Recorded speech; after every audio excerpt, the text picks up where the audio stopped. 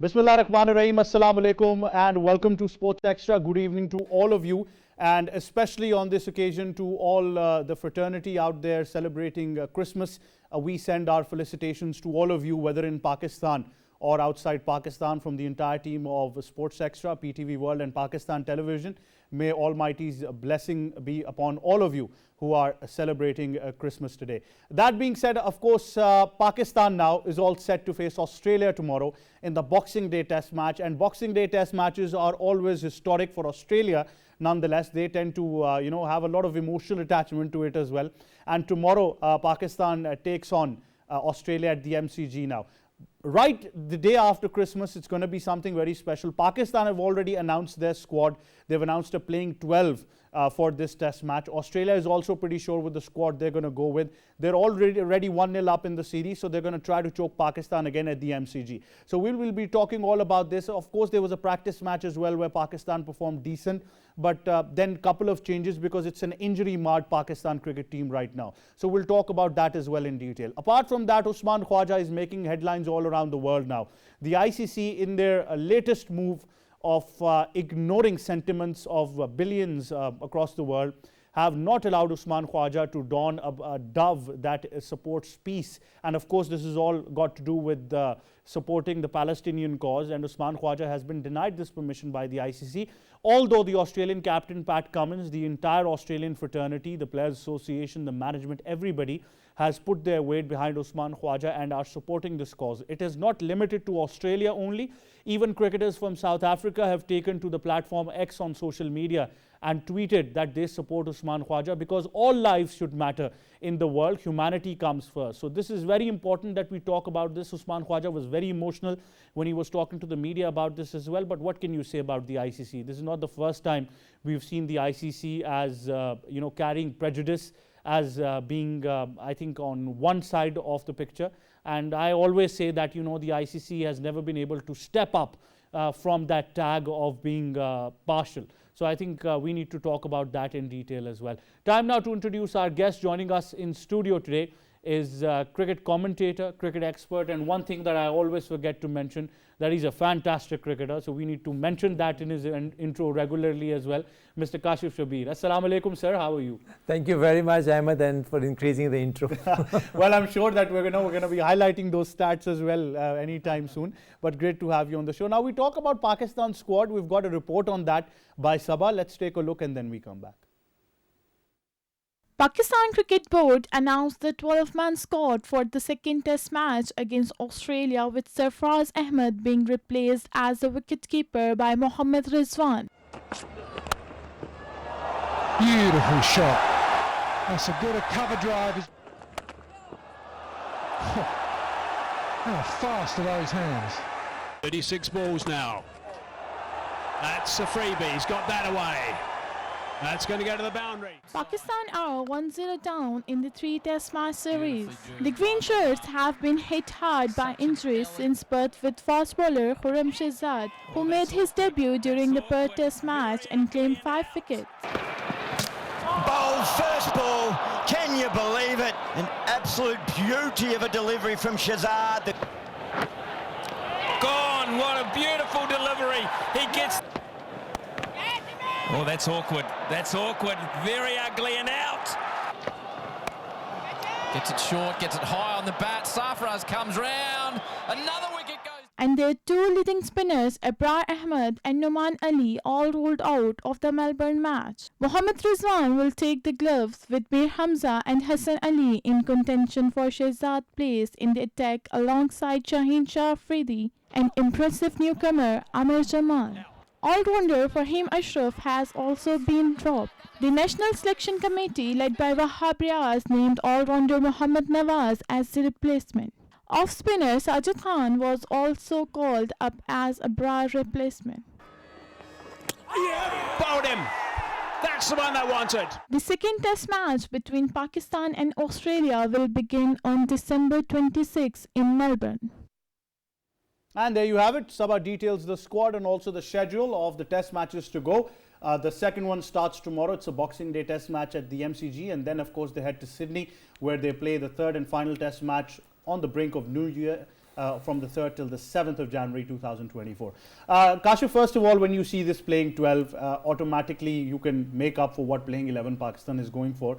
But like I said, it has been very disappointing, not just because of the results, but an injury-marred Pakistan that seems to be breaking down with each passing day in Australia. Exactly, and that is the biggest problem for Pakistan. Just look at Ibrar Ahmed. He has not played any match and still he is injured. So this shows that what kind of practice we were doing, what is the preparation the Pakistan team has undergone before coming to this big mega event or mega bilateral series. This is very important for Pakistan. That is why we have always been talking about domestic cricket. Domestic cricket is very important. That is where you do the practice, you prepare yourself for the big matches, and Pakistan has not done that very well.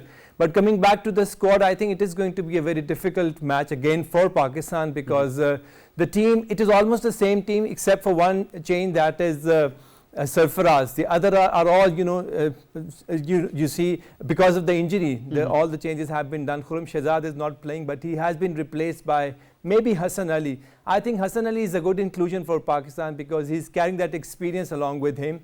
He has already played around 22 matches. He has taken around 77, 78 For me, probably wickets. the most disciplined Pakistani bowler in this test side right now. Yes, and Ahmed, he has the art of using the old ball. That is very important for Pakistan, because in the last match we have seen that Pakistan can exert pressure, but only with the new ball. Once the ball is old, then it is very difficult for Pakistan to grip the ball, to swing the ball, and that is where the experience comes into play. But again, we have to see whether Sajid Khan will be included in the side or not, because we need a spinner, a regular spinner for Pakistan, because spinner is important. You have to break the line of pacers, because all the pacers, they cannot ball every time, and you need to have a complete spinner. Agha Salman is a spinner, but he's a part-time bowler. He cannot be utilized for a longer spells, which is important for Pakistan. But I think in the end, it is going to be the batters who will play the decisive role for Pakistan. The batters have to play, and they have to play a positive role. They have to come with a positive intent. They have to have a run rate of around 3 to 4 so that they can exert the required pressure on Australia. Because if you are defensive against Australia, they'll bounce back very hard on you. So you have to be attacking all the time. You have to show that intent. You have to show the aggression against Australia. Only then you can defeat them, or even talk about the draw for the match. Absolutely. I think even to get to that position of thinking about a draw, you need a positive mindset, which we're clearly lacking right now. We'll continue the discussion. Also joining us on Sports Extra is sports expert Mr. Malik Usman. Assalamu alaikum, Usman. How are you? Walaikum assalam. I'm doing well. Thank you. Well, you've got a really positive picture, and that tells me that you're all supporting the men in green, and all of us should. But right now, like I said, that it's an injury-marred Pakistan, but at the same time, they've presented their playing 12, which they think is going to be, doing something for them, at least in the test match. How do you see the squad, first of all, that has been announced, the playing 12 for this second test match? I personally feel that certainly this is a stronger 12 than the first test. And I think the Melbourne pitch is going to be slightly in favor of Pakistan as well as compared to the Perth pitch. Everybody knows that the Perth pitch is the most anti-Asian pitch in Australia. And this Melbourne pitch, and with this Boxing Day test, anyone who performs well becomes a hero overnight. And I think this team has much more experience as compared to the first test match team. So I think I'm looking in a very positive manner in this for this test match. And I think some of our players who should have been performing slightly better in the first test will do pretty well in the second test as well. Well, Usman, if we talk about some of these changes now, I think I've got to categorically ask you about Hassan Ali, because I remember even before the series we discussed that he is at least that one individual who went back to domestic cricket, did everything he can to make. This is a guy who fought for his place back into the team at a time where Pakistan had a strong bowling attack. So he made his way through his domestic performance. Now, I just said that he's one of the most disciplined bowlers in the Pakistan test side right now. How do you see his inclusion if he gets a chance tomorrow in the playing 11? See, first and foremost, we need to talk about the pace, right? And there has been a lot of talk about the Pakistan pace battery in this test series, and that is a very valid question in itself. Now, coming back to Hassan Ali, he's certainly not an express fast bowler, a 150, 155 k's bowler. But I agree with the term you used for him is discipline. He has a lot of discipline as a sportsman, as a bowler as well. See, if you're not getting wickets, there is a time in Test cricket when you have to create an opportunity. It's not always about opportunity like in T20 cricket. So he's someone who is too disciplined with his line and length. And if he can keep the one end tight itself, it can help the other bowlers as well. And mind you, he's a good wicket-taking bowler. And he came back into the test team simply because of his performance. And he has been doing pretty well in county and in first-class cricket in Pakistan. So he has that temperament of picking up wickets in test cricket in a 4-5 day game. So I'm looking forward to his performance tomorrow, and I think he could be the pick of the bowlers in this test match for Pakistan. Well, certainly. Kashif, now if we talk about Pakistan's batting, let's take this step by step. Somebody's got to step up. And when I say somebody, I definitely want to see a lot of runs from our top 3 or top 4. And I think in all of this discussion, it also has to be Babar Azam. It's the right time for him now to find form in the format that he loves the most. I think the most important part for Pakistan is the openers. And when I talk about openers, I mean not only the openers that they score more, but they score with a positive intent, and they need to set the pace for the rest of the batters to follow. And this is exactly what was missing in the first test match, because Pakistani openers, they bundled up around 78 odd runs, but those runs were made at around 2.5 runs per over. And then that pressure was exerted on number 3, which was Shan Masood. So Shan Masood tried to play with an aggressive approach and tried to improve that run rate, in which he completely failed. And when you lose around 2-3 wickets earlier, then it becomes difficult for other batters who are following the openers or the third position batter. I think the most important is the intent, number 1. Secondly, the openers, they have to realize that their role is very crucial, very important. They have to set the pace. Once that pace is set for the rest of the batters to follow, then I think Pakistan has the capacity to have a big score on the board. But I think the toss is going to be very crucial for Pakistan, because if Pakistan wins that toss and they play first, they bat first, and they compile a total of around 300 odd runs, I think that is going to be very good for Pakistan. And Babar Azam is a key role for Pakistan, but Babar Azam has to play long. He has to block one end, so that the other batters who come with Babar Azam, they can score and Pakistan can have a good total. Because we all know that our bowling strength is not that important, that crucial for Pakistan. Bowling strength is not that strong. So everything has to come from the batting side. So if Pakistan can bat first, have a good total, only then Pakistan has a chance in this test match. Well, that, Kashif, means that, that brings us to that, I think, most difficult question, or the dreaded question of the run rate that Pakistan is going to go within this. Exactly, this is what I'm saying, that Pakistan need to have a good run rate, because you cannot afford around 2.5 against Australia. Pakistan need to have a big total, only then they can exert that pressure on Australia. The trick, Ahmed, here is that we need to exert pressure on Australia. And how can we do it? By an aggressive approach. This has to come from Pakistan. And the batters, they have the ability, they can have that aggression which is required against Australia. We have seen this in the past against Sri Lanka. Pakistan exactly did the same thing. They exerted that required pressure on Sri Lanka and then managed to win that test series. And same applies against Australia. So that has to be done by the batters. And I think Imamul Haq and Abdullah Shafiq, they both have the capacity, but they have to play with a positive intent. This is very important for Pakistan. Well, Usman, how do we address this conundrum of the run rate now? Of course, I take the fact that you need to see off the new ball, especially when you've got one of the best bowling trio in the world in Test cricket, with the likes of Stark, Cummins and Hazelwood. But then again, I think once you're done with that, once you feel that you're into the game, you really need to press that pedal on that run rate as well. See, first and foremost, what we need to talk about is it's the aggressive approach. What is aggressive approach? I don't agree with what Shan Masood is carrying on with. If you want an aggressive approach, that doesn't mean it has to be 20-30 runs innings. It has to be a long innings which can affect this, at least a session of a test match. Forget about the whole test match. So the intent is there. I think in the first test itself, in the first innings, Pakistanis did pretty well, when 132 for 2 by the end of the day. But what happened later was the chaos. And that is the problem with this Pakistan side, which falls like a house of cards. It just falls like a pack of cards, I mean to say.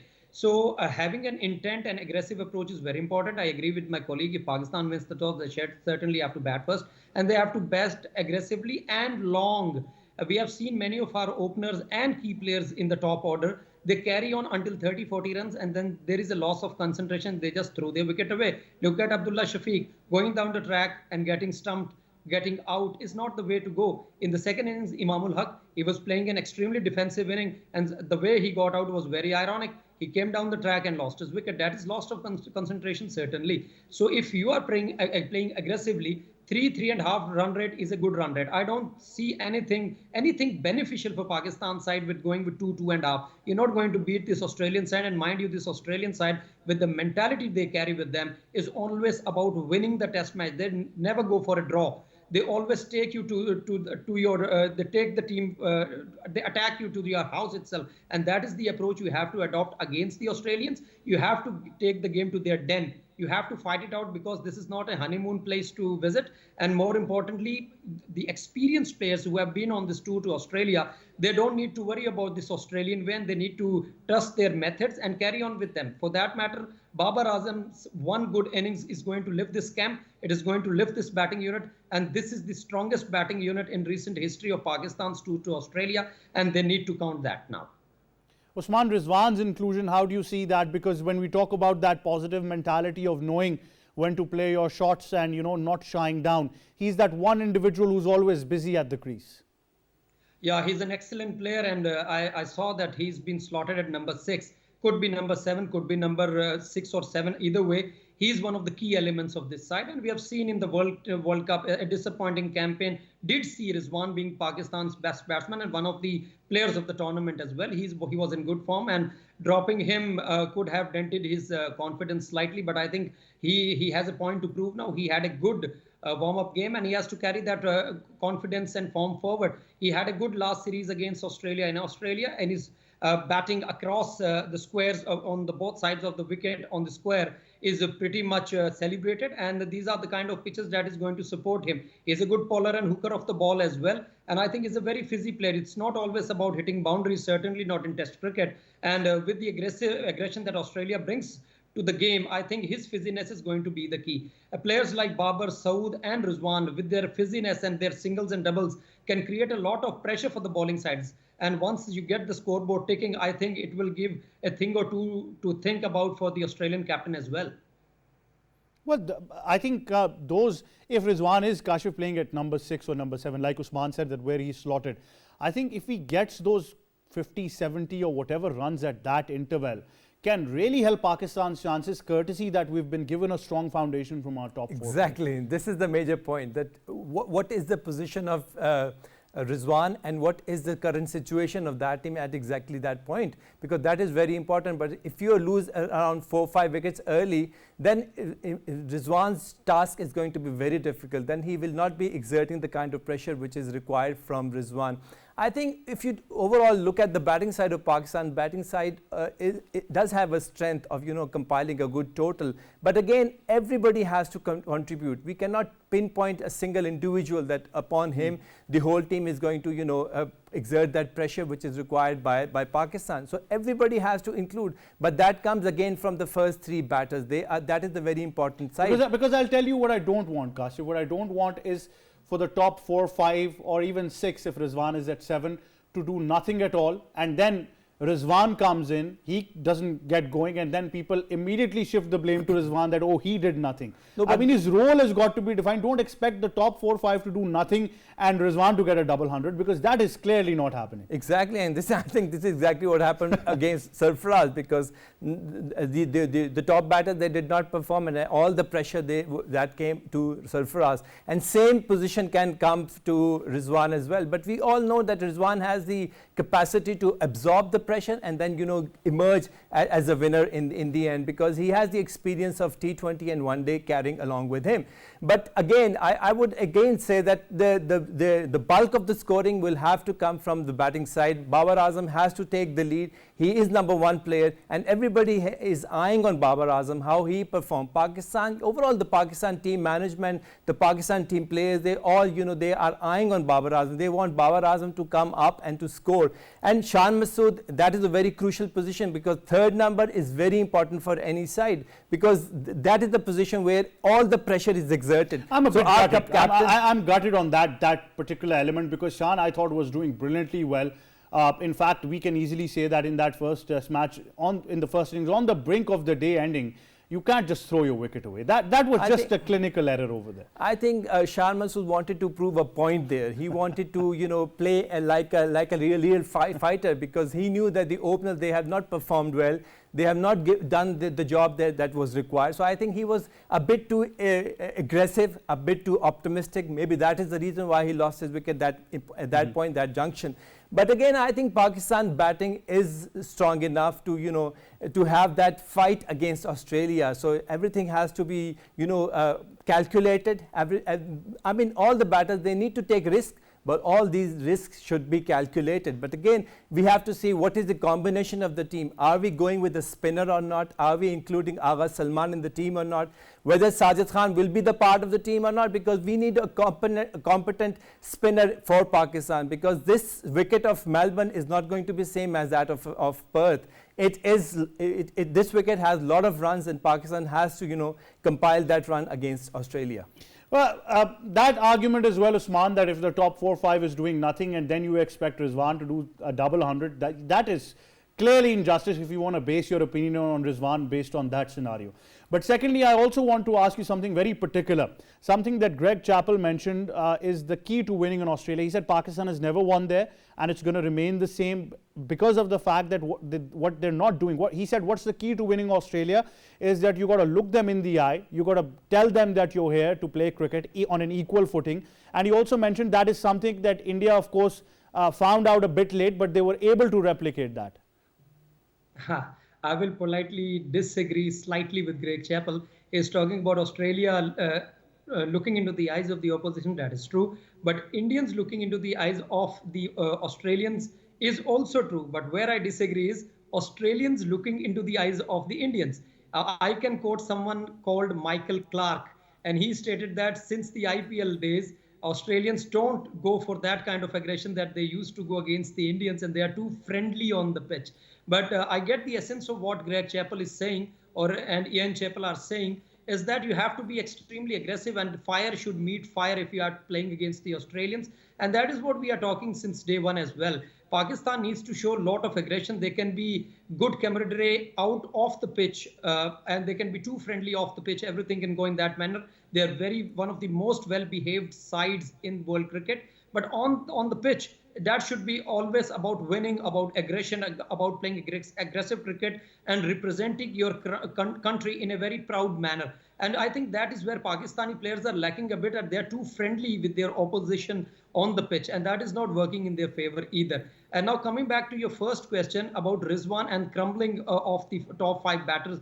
See, whenever you are going to lose wickets cheaply for the first 4-5 batters, you're not going to win test match against any side, let alone against the Australians, who just put the foot on the pedal and they don't look back afterwards. And once they get to the scuff of the neck of the opposition, and that goes until they can choke their opposition to surrendering and submission. And Pakistan has to learn it very, very quickly. They need to have a good start, and they have to pile on the pressure on the Australians. And let's think what Australia has for plan B, C, D. If they're carrying on with plan A and that is getting successful against Pakistan, they don't need to worry about plan B, C, D, and that is where Pakistan is failing.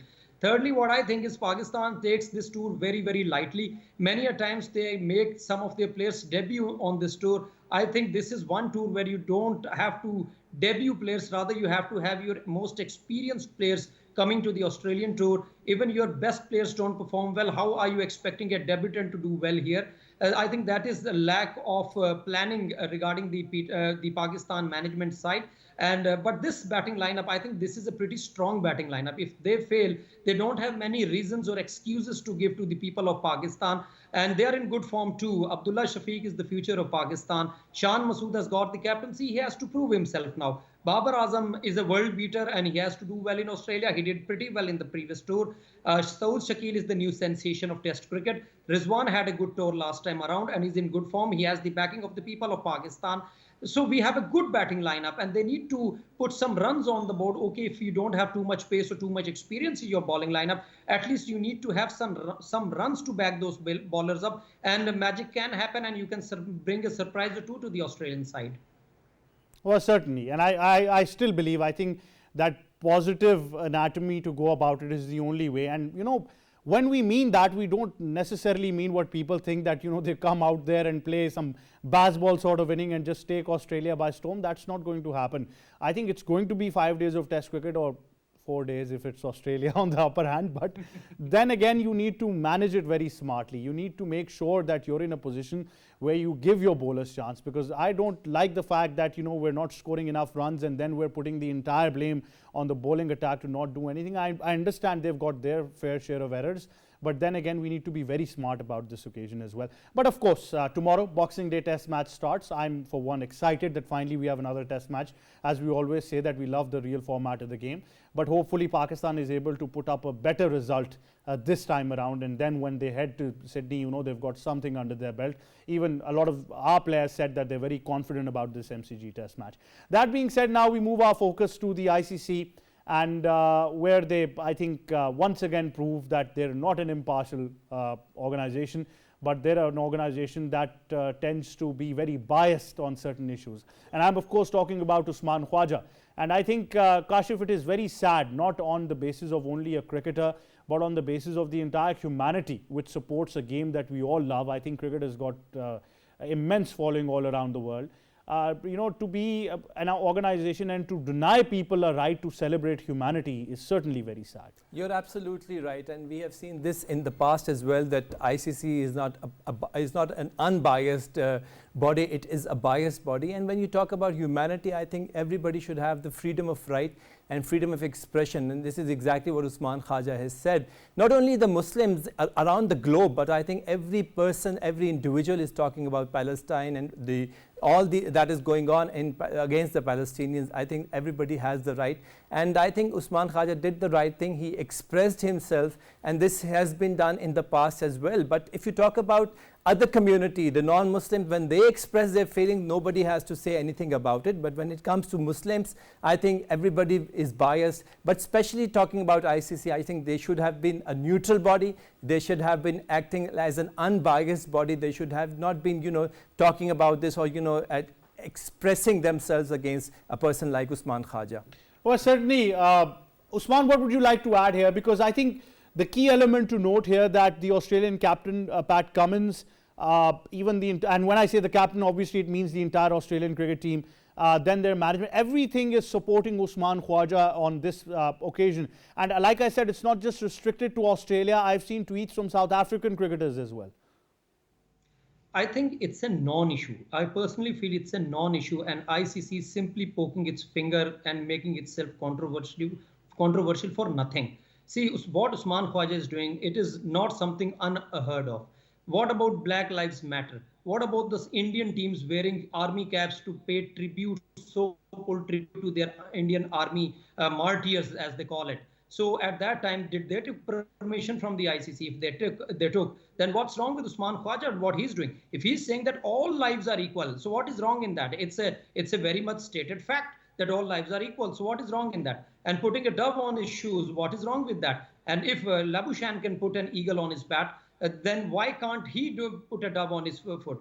I think it's a non-issue, and ICC is simply making a mockery of itself. It tells a lot about its incompetency, its unbiasedness, and it's ridiculing itself in front of the whole world. And it is once again proving that how incompetent people are sitting and running this ICC, and for a non-issue and an issue where everybody is talking about the human rights, about the deaths that has been caused in Palestine, about the brutality, about the massacre. If someone like Usman Khawaja speaks about it and he needs to explain himself, I think it tells a lot about what ICC is, that the garbage that is being put in this ICC mentality is all about. I think it's simply ridiculous, it's obnoxious, and it is a non-issue which has been made into an issue and debate by the incompetence of ICC.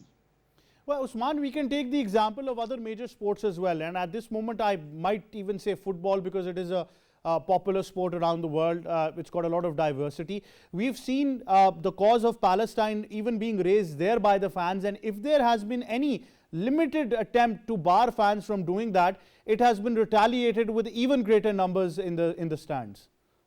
See, you cannot compare FIFA with ICC. ICC is a very minute kind of a figure as compared to FIFA. and the people in Europe and other parts of the world, especially those watching football and other sports, are much more mature in this regard. I'm not talking about the people who are watching cricket are immature, but they allow you to express yourself as fans. They allow the players to express themselves. See, the sportsman is not just a footballer or a cricketer or a basketball player of that sort.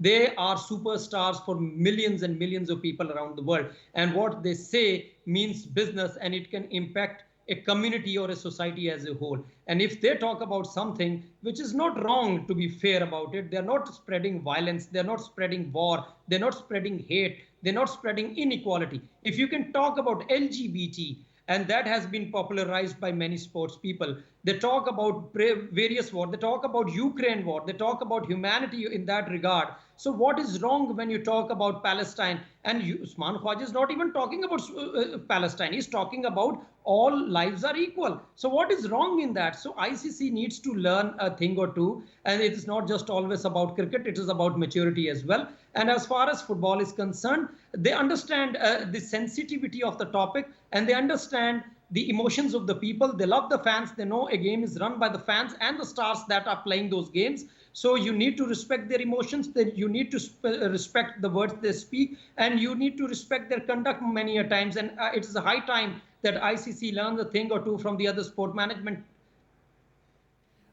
Kashif, all of this could have been taken in a very subtle way. I think even calling him out for wearing a black armband was something really below the belt, because I think that concept of freedom of expression and free speech practiced all around the world is equal for everyone. And I think if you can have teams collectively wearing black armbands in condolences, why not here when it really matters the most? Exactly, and I agree with Usman as he said that this was a non-issue which was created as an issue by ICC. I think ICC has taken it a bit too serious, because this is a matter which everybody has the right to express himself, express his feeling. And this issue is not being taken up by Usman Khawaja alone. It has been discussed all around the world. Every country, every individual is talking about this issue, and this is a mega issue. And Usman Khawaja has the right, to express himself, and this has to be taken on board.